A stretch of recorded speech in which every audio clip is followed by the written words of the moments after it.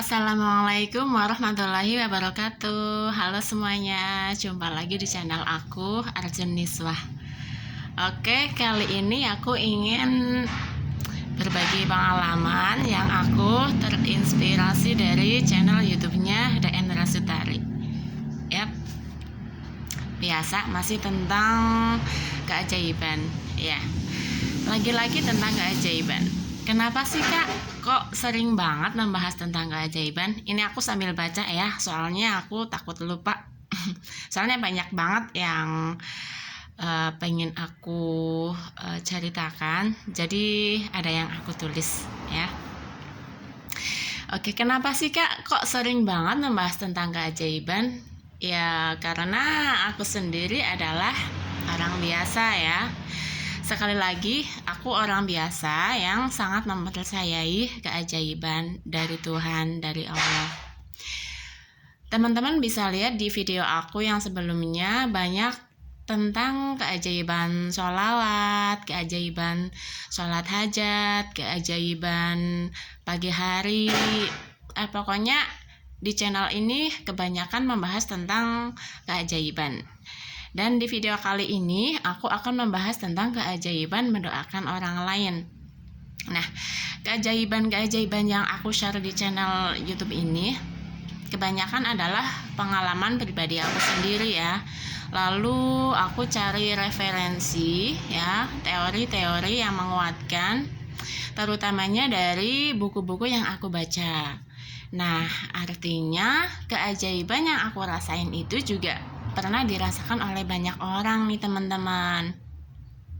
Nah, jadi teman-teman bisa meniru apa yang aku share ini ke dalam hidupnya teman-teman, terutamanya buat teman-teman yang sedang mencari keajaiban dari Allah ya. Di video kali ini spesifiknya adalah keajaiban mendoakan orang lain. Ngomong-ngomong tentang keajaiban mendoakan orang lain, nah kenapa mendoakan orang lain itu bisa menarik keajaiban?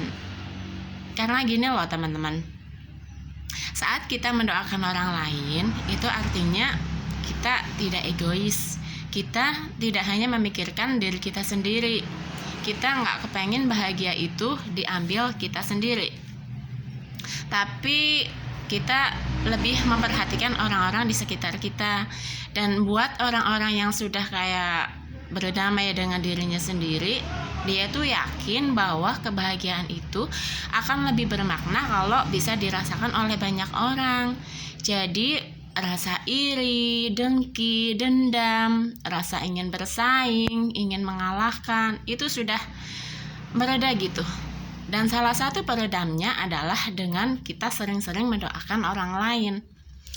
Di Islam sendiri itu ada hadis yang mengatakan bahwa saat kita mendoakan orang lain, apalagi secara diam-diam, artinya orang lain itu tidak tahu bahwa kita itu mendoakan mereka, maka malaikat akan mendoakan agar kebaikan doa yang kita panjatkan, yang kita sampaikan ke orang lain itu akan kembali kepada diri kita ya. Koreksi ya kalau salah. Ada hadis yang mengatakan yang seperti itu. Artinya ya kita tuh emang udah dianjurkan untuk sering-sering mendoakan orang lain. Karena sejatinya doa yang kita berikan untuk orang lain itu akan kembali kepada diri kita. Cuman ya kadang kita merasa bahwa untuk mendoakan orang lain itu males atau ngerasa rugi gitu ya. Apalagi kalau orang lain tersebut tidak ada hubungannya dengan hidup kita, atau mungkin orang lain tersebut menyakiti diri kita, pernah berbuat tidak enak kepada diri kita. Biasanya godaannya adalah itu. Artinya di sini adalah kita kayak menahan gitu, menahan keegoisan kita. Kita percaya bahwa saat kita mendoakan orang lain itu kebahagiaan orang lain tersebut akan kembali kepada diri kita. Oh ya, kak, kapan waktunya kita mendoakan orang lain? Nah, Untuk waktunya sendiri sebenarnya kapan aja bisa ya. Tapi kalau aku sendiri biasanya dilakuin di waktu pagi hari. Kenapa di waktu pagi hari? Karena pagi hari itu waktu yang istimewa nih teman-teman. Golden time. Karena waktu pagi itu merupakan awal bagi kita untuk memulai aktivitas. Entah mau kerja, entah mau sekolah, entah mau kuliah. Nah, jadi sebelum kita memulai aktivitas kita kan biasanya beribadah ya. Ada ibadah subuh, ada ibadah duha. Nah, pada waktu-waktu tersebut, kita jangan hanya mendoakan untuk diri kita sendiri gitu. Tapi kita juga mendoakan orang lain. Biasanya aku pilih waktu yang baik, yang biasanya aku pakai untuk banyak-banyak mendoakan orang lain adalah di waktu subuh atau di waktu duha. Untuk orang lain yang kita doakan itu teman-teman bisa urutkan mulai dari misalnya keluarga dulu ya, keluarga kita, saudara-saudara kita, kemudian sahabat-sahabat kita, orang-orang yang kita cintai, kemudian teman-teman kita, rekan kerja kita, teman sekolah kita, teman sekelas kita. Buat teman-teman yang dagang bisa doain pembelinya, customernya, pelanggannya, atau teman-teman yang guru bisa doain muridnya, wali muridnya, teman-teman rekan guru, sesama guru. Jadi kita mendoakan orang-orang di sekitar kita. Juga boleh juga kita mendoakan orang-orang yang pernah ada dalam hidup kita. Maksudnya orang-orang yang pernah berbuat baik dalam hidup kita, dan juga mendoakan orang-orang yang mungkin pernah menyakiti hati kita gitu. Jadi bisa dibilang ya semuanya lah kita doain yang baik-baik ya. Nah, untuk urutannya bisa diutamakan yang tadi itu ya, mulai dari orang-orang yang terdekat dulu, baru kita expand ke orang yang lebih luas. Atau teman-teman mau yang lebih spesifik lagi nih, orang lainnya yang lebih spesifik, jadi contohnya kayak doain saudara kita yang lagi sakit misalnya, kemudian termasuk juga orang-orang yang mungkin pernah menyakiti kita di waktu dekat-dekat ini, atau pernah bikin hati kita tuh nggak enak, hidup kita jadi nggak enak.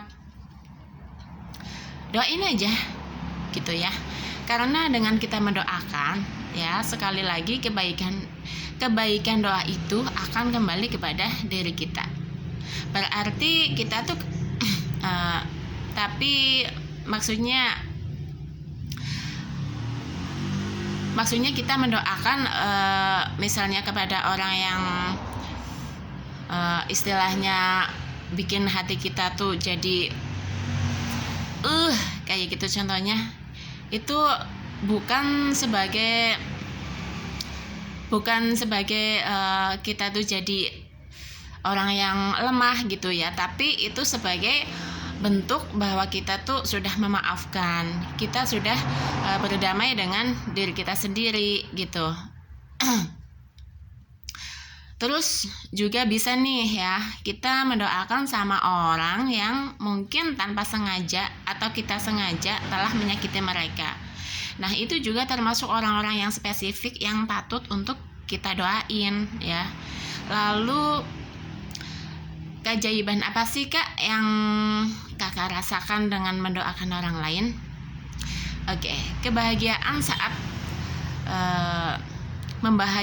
saat kita tuh kita sering mendoakan orang lain, karena dulu aku juga sama gitu ya, ngerasa bahwa pokoknya aku dulu gitu, pokoknya kepentingan aku dulu.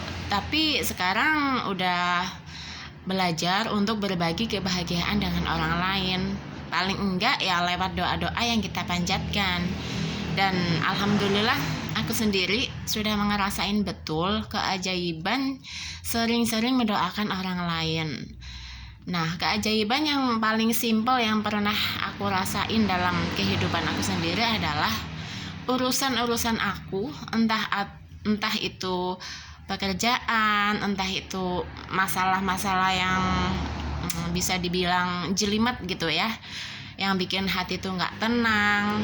Nah, itu selalu dipermudah gitu. Rasanya melalui hari-hari itu saat kita diawali dengan mendoakan orang lain, itu rasanya lebih ringan, lebih tenang, lebih enjoy. Rasanya itu petunjuk kayak selalu ada aja. Kita tuh selalu mendapat inspirasi, maka insya Allah kita bakal lebih mudah menghadapi hari-hari kita. Nah, itu keajaiban simpel yang aku rasain. Dan keajaiban besarnya, kalau dari aku sendiri adalah rasanya rezeki itu jauh lebih dimudahkan, lebih dipermudah oleh Allah. Mungkin karena itulah, karena balik lagi ya, jadi mungkin karena energi kita adalah energi damai, energi tenang, energi bahagia. Jadi menurut hukum tarik menarik ya, the law of attraction, kita akan menarik segala hal yang sama dengan diri kita. Artinya kalau kita udah bahagia, maka kebahagiaan yang lain itu akan gampang kita tarik ke dalam kehidupan kita. Salah satunya adalah rezeki gitu ya. Jadi saat kita mendoakan orang lain, kita berharap orang lain itu bahagia. Kita dapat kebahagiaan dari diri kita sendiri, dan juga kita dapat kebahagiaan dari orang yang kita doakan tersebut. Jadi kebahagiaan dari orang tersebut juga akan balik lagi kepada diri kita. Jadi itu ya keajaiban yang pernah aku rasain. Hari-hari jadi lebih mudah, lebih tenang, dan juga alhamdulillah rezeki rasanya selalu dilancarkan sama Allah, dimudahkan. Nah, jadi mungkin itu aja ya yang aku share di video kali ini. Semoga bermanfaat untuk teman-teman. Jangan lupa kita harus selalu tetap berdoa, mendoakan diri kita dan juga untuk mendoakan orang lain. Oke. Sampai jumpa di lain video. Terima kasih. Wassalamualaikum warahmatullahi wabarakatuh.